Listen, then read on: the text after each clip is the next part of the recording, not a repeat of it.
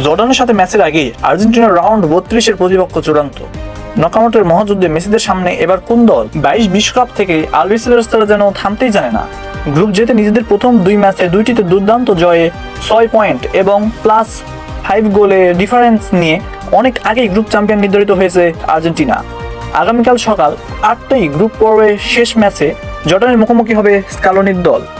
Jordan যেখানে 2 ম্যাচে হেরে পয়েন্ট টেবিলের তলানিতে, সেখানে আর্জেন্টিনার টেবিলের রাজকীয় শীর্ষে। তাই এই ম্যাচ আর্জেন্টিনার জন্যই কেবল বেঞ্চের খেলোয়াড়দের ঝালিয়ে নেওয়ার একটি দারুণ আনুষ্ঠানিকতা মাত্র। গ্রুপ পর্বের বাধা তো পার হলো, কিন্তু নকআউটের টিকিট কার সাথে আর্জেন্টিনার?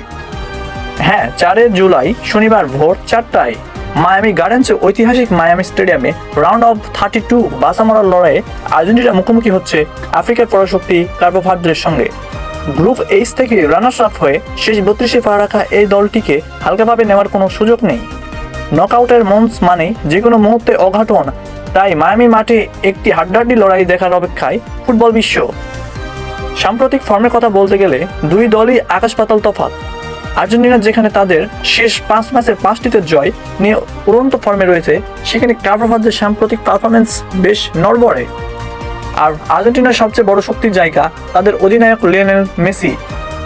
5 গোল নিয়ে তিনি এখন চলতি বিশ্বকাপের টপ স্কোরার চার্টে 1 নম্বরে অবস্থান করছেন।